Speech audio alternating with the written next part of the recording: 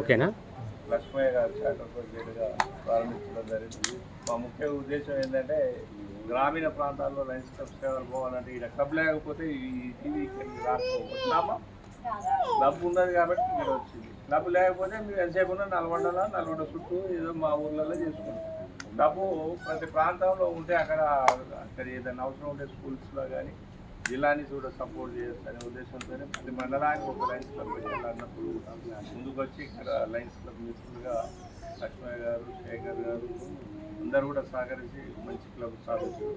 ముఖ్యంగా ఈ కార్యక్రమము గత 4-5 సంవత్సరాల నుంచి మా లయన్స్ క్లబ్ నుంచి చాలా ఇస్తున్నాం పాఠశాలకు. ఎందుకంటే పిల్లలు బాగా మనం మనసులో చెప్పిన సినిమాలు చూస్తే చిరకాలం పాట కానీ అదే ఎవరైనా మీరు చెప్తే ఎవరు గుర్తిస్తారు. కాబట్టి ఈ టీవీల ద్వారానే మనం పాఠాలు నేర్పాలనేది ఇంటర్నేషనల్ కూడా వస్తుంది.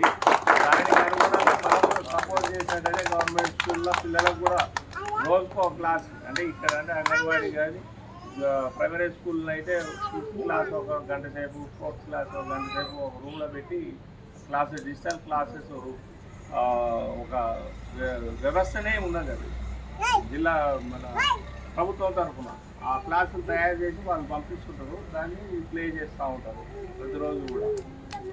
వీళ్ళకు కూడా చిన్నపిల్లలు కాబట్టి వీళ్ళకు కూడా ఉపయోగపడుతుంది అనుకుంటున్నాం. ఉపయోగపడకపోతే వీళ్ళకి అనేది చూడండి నాకు. ఎందుకంటే ఏదైనా ఉపయోగపడాలి వస్తువు, ఎంత ఖర్చు పెట్టడం అనేది కాదు, కానీ వీళ్ళకి ఉపయోగపడితే పర్లేదు. లేదంటే ప్రైవేట్ స్కూల్లో ఏమైనా అలర్ట్ చేసుకొని దీన్ని ఉపయోగించుకొని మంచిగా చదువుకుంటురా.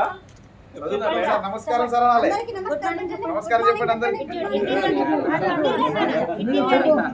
గుడ్ మార్నింగ్ చెప్పు. చెల్లిస్తేనే అన్నం తింటారు సార్. ఈ టీవీ చూసుకుంటే వాళ్ళు అట్లా అలవాటు అయిపోయింది పిల్లలకి.